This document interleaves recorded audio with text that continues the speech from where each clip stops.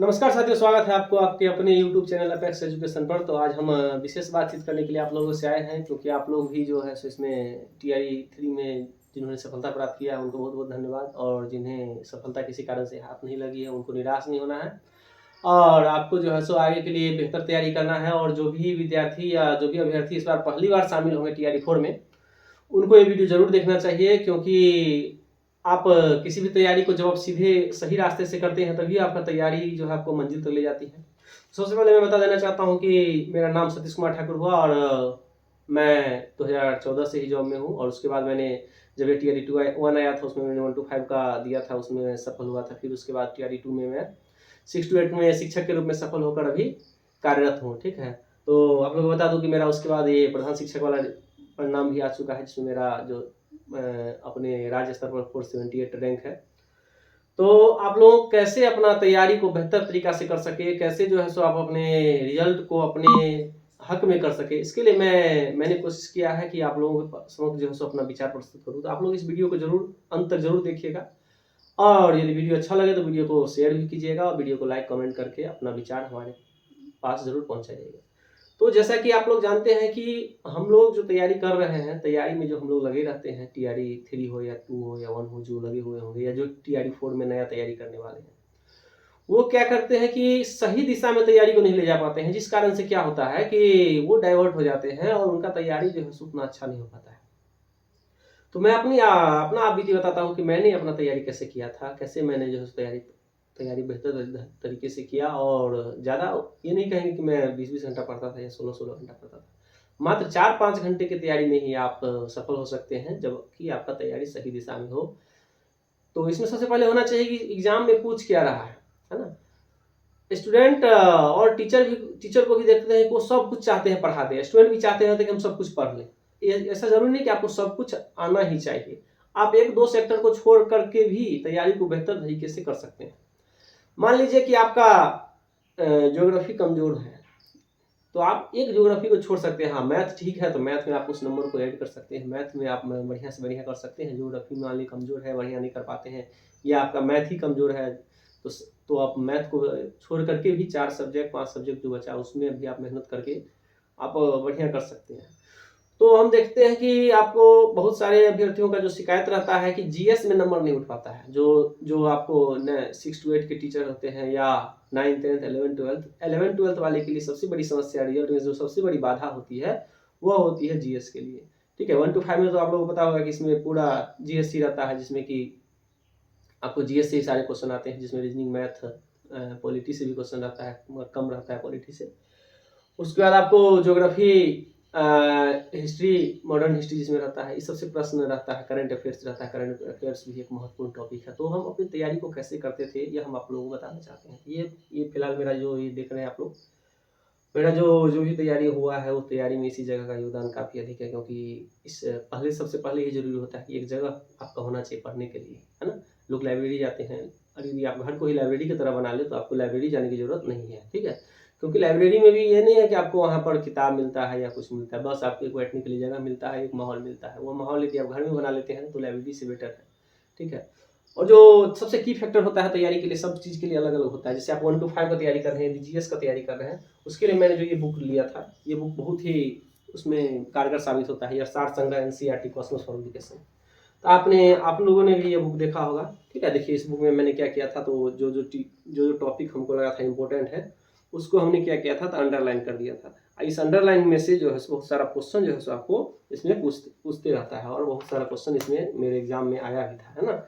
आप लोग भी यदि इसमें जो पहले से एग्जाम दिए होंगे, इसको आप देख के गए होंगे, तो इसमें आपको इस अंडरलाइन से भी बहुत सारा चीज क्वेश्चन जो है इसमें आता है। इसमें डायरेक्ट क्वेश्चन सब दिया रहता है, जैसे कि कौन सा हिमालय किस क्षेत्र में पड़ता है, ये सब क्वेश्चन पूछा हुआ था TRE 2 में, ज्योग्राफी में। और वैसे ही हिस्ट्री सबसे भी क्वेश्चन जो है, जो करंट अफेयर सबसे भी पूछता है। एक पुस्तक आप लोग यदि तैयारी कर रहे हैं GS का, तो ये पुस्तक जो है सार संग्रह NCERT सार संग्रह जो ऑनलाइनर है ना, इसको जरूर देखिए। ठीक है, अब आप बताएंगे, अब क्या है कि जिनको GS पढ़ना है उनको इसमें से केवल क्या पढ़ना है। तो यदि आप GS के कैंडिडेट हैं तो आपको केवल मॉडर्न हिस्ट्री पढ़ना है। ठीक है, आपको मेडाइवल एंशिएंट नहीं पढ़ना है। आपको ज्योग्राफी पढ़ना है, जिसमें फोकस इंडियन ज्योग्राफी को ज़्यादा करना है।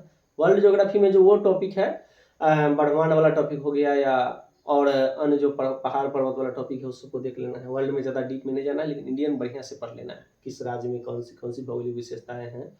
और पहाड़ जो अपने यानी कि भारत का जो पहाड़ है, उस पहाड़ से तो क्वेश्चन रहता ही है, मतलब कौन सा पर्वत श्रृंखला किस राज्य में है और कौन सबसे अधिक ऊंची है, और उसका झील हो गया, ये सब चीज़ आपको देखना ही है।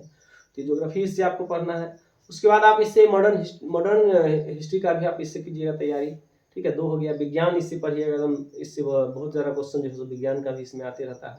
आप फिर उसका तैयारी आप इसके माध्यम से कर सकते हैं। उसके बाद इसमें कुछ डाटा, नया जो किताब आता है इसमें, उसमें डेटा सब दिया रहता है। जैसे कि अभी जो सूचकांक सब जारी हुआ है, उस सूचकांक को भी इसमें दे दिया गया है, तो सूचकांक को भी आप इससे पढ़ सकते हैं।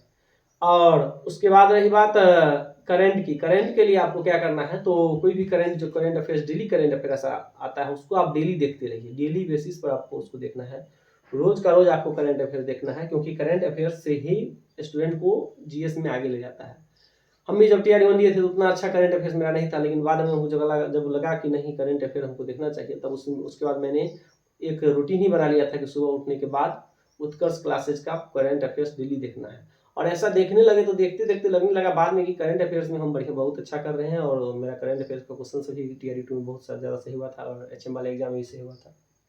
तो ये अब मेरा जो एक सेकंड की फैक्टर बुक था, ये था ये बीपीएससी का ये जो है सॉल्व पेपर है। आप कहिएगा कि इससे क्या होगा, क्योंकि तो संयुक्त परीक्षा के लिए है। नहीं, इससे हमको क्या करना है, तो इसमें आप क्या कीजिएगा, तो आपको जो जो टॉपिक इसमें पढ़िएगा उस टॉपिक से रिलेटेड क्वेश्चन सभी इसमें बनाइएगा। जैसे कि साइंस का जितना भी है क्वेश्चन इसमें सो बना लीजिएगा।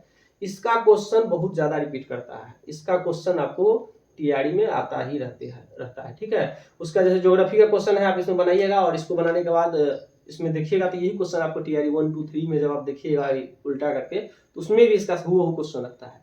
इसका जो जो क्वेश्चन हमको है, जैसे ज्योग्राफी हो गया, हिस्ट्री हो गया, पॉलिटी यदि आपका है तो पॉलिटी हो गया, उस क्वेश्चनों को इसमें हम देख लेंगे। उन प्रश्नों को यदि हम इसमें देख लेते हैं, ये हमको उसमें काम देगा ये बुक। उसके बाद जो मेरा जो सबसे की फैक्टर जो उसमें रहा शामिल इसमें था, कि जिसको कि हम अपनाए, आप भी अपना सकते हैं। मैंने क्या किया था, 6 to 10, ठीक है। देखिए 6 to 10 आप क्या कीजिए, जितना भी सरकारी स्कूल किताब है, ये इतिहास देखिए, ये 8 क्लास का है, ये 10th क्लास का इतिहास है, ठीक है। ये आपको 7 क्लास का इतिहास है। तो आपको क्या करना है, 6 क्लास से 10th क्लास तक का इतिहास। अब हर इतिहास का अपना अपना ये है। अब जैसे ये इतिहास है 7th का, ठीक है, ये किनको पढ़ना है, ये उनको पढ़ना है जिनका जो कि 6 to 8 सोशल साइंस के लिए तैयारी कर रहे होंगे। उनको इससे क्या होगा, क्योंकि अब जो है उसमें आ गया है मेडाइवल हिस्ट्री, एंशिएंट हिस्ट्री उसमें पूछने लगा है, तो आपको इस इतिहास से उसको जरूर इससे तैयारी करना चाहिए, ठीक है। और ये इतिहास है। अब इस इतिहास में हमको पूरे नहीं पढ़ना है। 6 to 8 क्या करेंगे, तो हम केवल 6 to 8 के लिए हम पढ़ेंगे, तो हमको क्या पढ़ना है, शुरू से अंत तक, क्योंकि मॉडर्न वर्ल्ड हिस्ट्री इससे पूछता है क्वेश्चन। लेकिन यदि हम यहाँ पर किसका तैयारी करेंगे, हम यदि 1 to 5 का करेंगे, हमको इसका 4 चैप्टर जो है, भारत में राष्ट्रवाद, ये चैप्टर देखिए, भारत में राष्ट्रवाद, इस चैप्टर को हमको बेहतर तरीके से देख लेना है, क्योंकि इससे बहुत सारा क्वेश्चन जो है इससे लाइन बाय लाइन से क्वेश्चन पूछते रहता है ना। ये आप लोग यदि देखे होंगे तो देखेंगे, जैसे साइमन कमीशन के बारे में है। देखिए साइमन कमीशन इस बार पूछा था कि साइमन कमीशन भारत कब आया था, 1927 ईस्वी होगा, नवंबर 1927 में आया था, है ना। उसमें बहुत सारे लोगों ने 1928 लगा दिया था, क्योंकि साइमन कमीशन तैयार हुआ 1927 में चला, और 3 फरवरी 1928 को भारत में आया था। इसमें लाइन बाय लाइन दिया है इसका ये पार्ट। इसके बाद भारत में ये जो है प्रेस वाला जो है, अर्थव्यवस्था आजीविका नहीं पढ़ा, लेकिन प्रेस वाला है, भारत में राष्ट्रवाद और प्रेस की भूमिका, ये प्रेस वाला भारत वाला टॉपिक पढ़ना है। मेरे कहने का मतलब है कि आपको यह डिसाइड करना है कि हमको क्या पढ़ना चाहिए, क्या नहीं पढ़ना चाहिए। ये नहीं 10th का इतिहास है तो पूरे इतिहास को पढ़ना है। यदि 6 to 8 सोशल साइंस के हैं तो आप पूरी पढ़िए, 9th 10th के हैं तो पूरे पढ़िए। लेकिन आपको यदि केवल जीएस किसी भी क्लास 1 to 5, 6 to 8, 9, 10, 11, 12 जीएस के लिए पढ़ना है, इसका कुछ ही चैप्टर पढ़ना है, जिसको कि हम अलग से वीडियो बनाकर फिर से हम डाल देंगे, ठीक है। अब जैसे एक ऐसा किताब आता है, यदि आपका ये देखिए एनसीईआरटी नोट्स भारतीय अर्थव्यवस्था, यदि आप सब्जेक्ट वाइज लेते हैं 6 to 8 में, ठीक है। मैंने इकोनॉमिक्स लिया था, जिसके लिए मैंने एक बुक लिया था। इस बुक से बहुत सारा क्वेश्चन जो है इसमें पूछते रहता है, ठीक ना। तो इसे यदि आपका राजनीति शास्त्र है तो इसी पब्लिकेशन का अरिहंत का जो है सो केवल राजनीति शास्त्र का बुक आता है, वो बुक आप ले लीजिएगा। और इसी का ये आता है, हमने तो थोड़ा ज़्यादा ये किताब ले लिया था। ये किताब थोड़ा ज़्यादा ये है, आप लोगों के लिए हेवी हो सकता है, इससे तैयारी करना उतना ये नहीं होगा। लेकिन आप इसके लिए इसका जो अरिहंत पब्लिकेशन का जो आता है आधुनिक भारत के इतिहास, वह भी यदि आप ले लेते हैं तो उससे आपका ये हो जाएगा। ठीक है। इन पुस्तकों की सहायता से हमने पढ़ा था। हम आप कहिएगा इतना पढ़ना, इतना कैसे पढ़ेंगे, इतना अधिक कैसे पढ़ना है, तो मैं आपको बता दूं ये सब नहीं पढ़ना है, इसमें जो जरूरी चीज़ है वही पढ़ना है। तो मैं अगले वीडियो के बाद इनसे बताऊंगा कि किस विषय में क्या जरूरी है, ठीक है।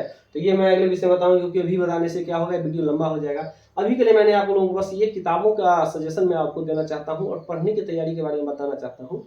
यदि मान लीजिए आप नौकरी पेशा वाले हैं तो आप पढ़ाई लिखाई में कैसे समय निकाल सकते हैं। तो पढ़ाई लिखाई में पता है कि नौकरी पेशा वाले को क्या होता है कि दिन में आप कुछ कर नहीं पाइएगा, क्योंकि दिन में आप अपने जो भी कार्यालय है वहाँ रहिएगा।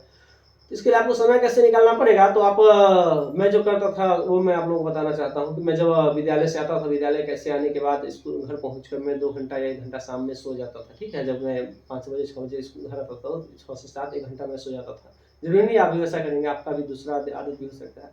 उससे 1 घंटा के बाद मैं सोने के बाद जब उठता था, उसका मैं लगातार 8 बजे से 11 12 1 बजे तक पढ़ता था, फिर उसका 4 घंटा सोता था। मतलब सोना हमको 5 ही घंटा था। उस 5 घंटा में हम क्या करते थे, तो या तो पहले हम 1 घंटा नींद पूरा कर लेते थे, जिससे हम तरोताजा होकर पढ़ना हम पढ़ पाते थे। बहुत ऐसे भी आदमी होंगे जिनको कि ये आदत नहीं है, वो अब आएंगे, वो अपना यानी कि काम लग जाएंगे पढ़ने के लिए, 7 बजे से लेकर 11 बजे तक पढ़ेंगे, 11 बजे सो जाएंगे, फिर वो 5 बजे तक उठ सकते हैं सुबह में, या 6 बजे उठ सकते हैं।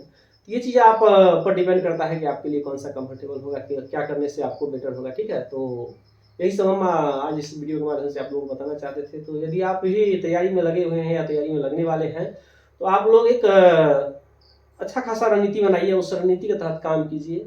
आपका एक स्टडी टेबल होना चाहिए, टेबल में प्रॉपर सारा बुक अवेलेबल होना चाहिए, बुक को अच्छा से रखा जाना चाहिए, नहीं कि बुक कहीं का है, समय पर खोजेंगे मिलेगा नहीं, ठीक है। और जैसे देख रहे हैं कि मैप है, बहुत सारा मैप इधर समय भी था, वो समय अब खत्म हो गया, हट गया है, उसको फिर से चिपकाना है। तो आप लोग इस तरीके से यदि व्यवस्थित तरीके से अरेंजमेंट करके आप पढ़ाई लिखाई करते हैं, तो क्या होगा कि आपके लिए बेटर रहेगा और आपकी तैयारी बहुत अच्छी हो जाएगी। और हम आशा करते हैं कि आपका रिजल्ट जो है TRE4 में कहीं नहीं जाएगा। इसी इन्हीं सब तरीकों को अपनाने के लिए आप को मैं आग्रह कर रहा हूँ, आपसे अनुरोध कर रहा हूँ कि आप लोग भी इसी तरीके से इन चीज़ों को अपनाइए अपने जीवन में, और आप लोगों के उज्जवल भविष्य की हम कामना करते हैं। बहुत बहुत धन्यवाद।